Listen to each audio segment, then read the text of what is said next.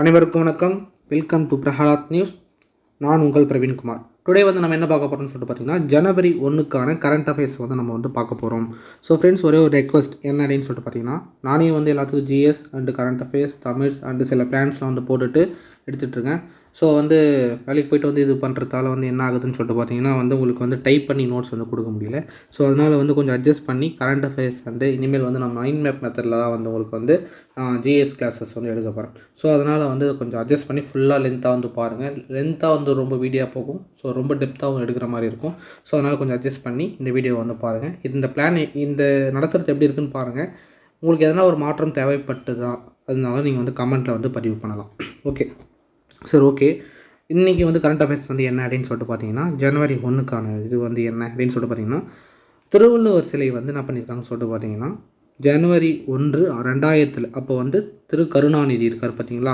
So முன்னாள் முதலமைச்சர் கருணாநிதி அவர் இந்த திருவள்ளுவர் சிலை அமைச்சிருப்பார். ஸோ இது எப்போ அமைக்கப்பட்டதுன்னா 2000 அமைக்கப்பட்டது. அப்போ அமைக்கப்பட்ட அந்த சிலையானது 25 ஆண்டுகள் வெற்றிகரமாக கம்பீரமாக இன்னும் தோற்றத்தோடு நின்றுட்டுருக்கு நம்ம ஐயன் திருவள்ளுவரோட சிலை.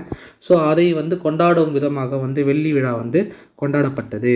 அப்போது இந்த சிலை எப்போ நிறுவப்பட்டது அப்படின்னு சொல்லிட்டு பார்த்தீங்கன்னா 2000 நிறுவப்பட்டது. சரி, ஓகே. அப்படியே கன்னியாகுமரியில் அந்தாண்ட பக்கம் பார்த்தீங்கன்னா விவேகானந்தருடைய மண்டபம் இருக்கும். ஓகேங்களா. அந்த விவேகானந்தருடைய மண்டபத்தை அங்கேருந்து இந்த திருவள்ளுவர் சிலை இருக்குது பார்த்தீங்களா, அதை கனெக்ட் பண்ணுற விஷயம் ஒரு கண்ணாடி பாலத்தை அமைச்சிருக்காங்க. எங்கேருந்து விவேகானந்தர் மண்டபத்திலேருந்து திருவள்ளுவர் சிலைக்கு வரைக்கும் கடல் மேல் ஒரு கண்ணாடி பாலத்தை அமைச்சிருக்காங்க. இதுதான் இந்தியாவுடைய ஃபஸ்ட்டு கண்ணாடி பாலம். ஓகேங்களா. அது அமைச்சிருக்காங்க. அடுத்தது பாருங்கள், இந்த சிலைக்கு ஒரு பேர் வச்சுருக்காங்க. அது என்னன்னு சொல்லிட்டு பார்த்தீங்கன்னா பேரறிவு சிலை அப்படின்னு சொல்லிட்டு இந்த சிலைக்கு ஒரு பேர் வச்சுருக்காங்க. அது மட்டும் இல்லாமல் இந்த சிலையை பார்க்க போகிறதுக்கு அந்த படகு வசதிகள் ஏற்படுத்த போகிறாங்க பார்த்தீங்களா. அந்த படகு வசதி ஒரு 3 போட் வசதி இருக்குது. அதுக்கு பேர் வைக்க போகிறாங்க. என்னென்ன பேர் அப்படின்னு சொல்லிட்டு பார்த்தீங்கன்னா 3 போட்டுங்க. ஃபஸ்ட்டு காமராஜர், ரெண்டாவது நேசமணி அவருடைய பேர்லேயும், அதன் பிறகு ஜிஇ போப் அவர் திருக்குறளை ஆங்கிலத்தில் மொழிபெயர்த்து உலகளாவ லெவலில் செய்ய வச்சார். ஸோ அதனால் அவங்களுடைய பேரில் இந்த போட்லாம் இயங்க போகுது. சரிங்க சார், அப்போ இது வரைக்கும் போட்லாம் போயிட்டுருக்குல்ல, அது என்ன பேரில் இயங்கிட்டுருக்கு அப்படின்னு சொல்லிட்டு பார்த்தீங்கன்னா பூம்புகார் படகு அப்படின்னு சொல்லிட்டு அதனுடைய பேரில் இயங்கிட்டு இருந்தது. அடுத்தது என்ன அப்படின்னு சொல்லிட்டு பார்த்தீங்கன்னா அறுவை சிகிச்சை ரோபோ. இந்தியாவில் முதல்ல ஒரு அறுவை சிகிச்சை ரோபோ இருக்குங்க. அது எங்கே ஆரம்பிச்சிருக்காங்கன்னா மகாராஷ்டிராவில் ஆரம்பிச்சிருக்காங்க. இந்தியாவில் ஃபஸ்ட்டு எங்கன்னா மகாராஷ்டிராவில் ஆரம்பிச்சிருக்காங்க. இது எங்கே இருக்குதுன்னு சொல்லிட்டுனா நோபல் ஹாஸ்பிட்டல் புனே இருக்குது, அங்கே இருக்குது.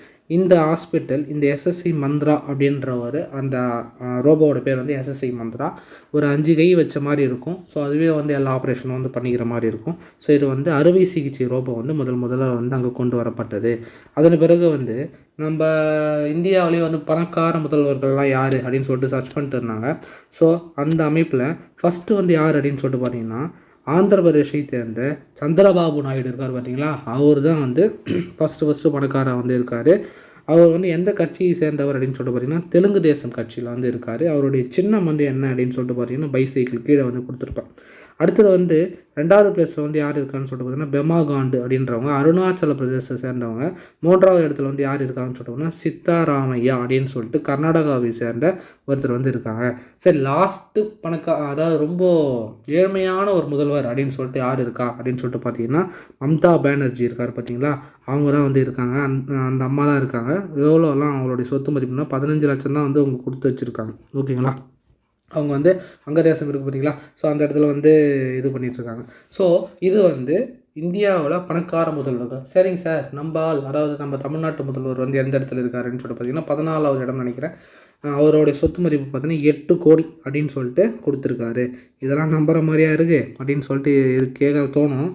பட் என்ன பண்ணுறது, அவங்க கொடுத்துக்கிறது அவ்வளோதான்.